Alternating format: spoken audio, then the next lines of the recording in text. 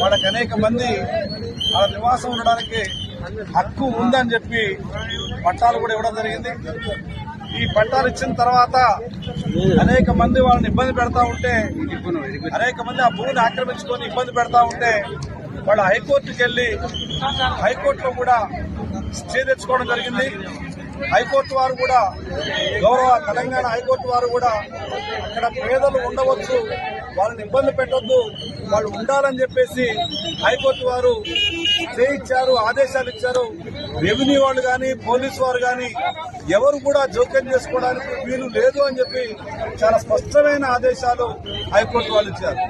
అంతేకాదు హైకోర్టులో వాళ్ళకి నీళ్లు ఇవ్వండి, కరెంట్ ఇవ్వండి, వాళ్ళ చీకట్లో మగ్గొద్దు, వాళ్ళ చిన్న పిల్లలు ఉన్నారు,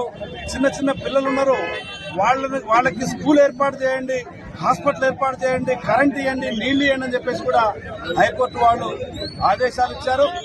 అదేవిధంగా లోయర్ కోర్టు ఖమ్మం కోర్టు వారు కూడా వాళ్ళని గుడిసెలు తీసేయడం కోసం, ఇండ్లు తీసేయడం కోసం ప్రయత్నం చేస్తే ఆ ఇండ్లు తీసేయవద్దని చెప్పి ఇక్కడ లోకల్ కోర్టు వారు కూడా ఆదేశాలు ఇవ్వడం జరిగింది, ఇంజక్షన్ ఆర్డర్ ఇవ్వడం జరిగింది.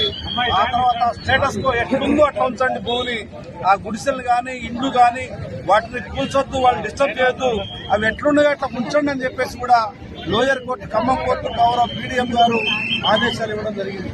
మరి ఇన్ని ఆదేశాలు ఉన్నప్పటికీ ఇవాళ భూదాన యజ్ఞ బోర్డు వారు ఒరిజినల్గా ఇచ్చినటువంటి పట్టాలు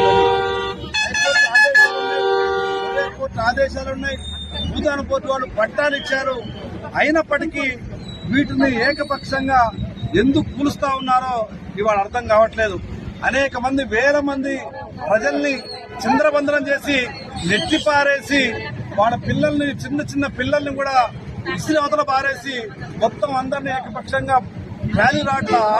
ట్రాలీలలో కుక్కి, వాళ్ళ సామాన్లు కుక్కి ఇవాళ భయంకరంగా వాళ్ళని పశువుల కంటే హీనంగా ఇవాళ వెహికల్స్ లో వేసి, ట్రాక్టర్లు, ఆటోలలో వేసి కుక్కి ఇవాళ వాళ్ళని బయటకు నిర్దాక్షిణ్యంగా బయటికి పంపిస్తున్నటువంటి పరిస్థితి.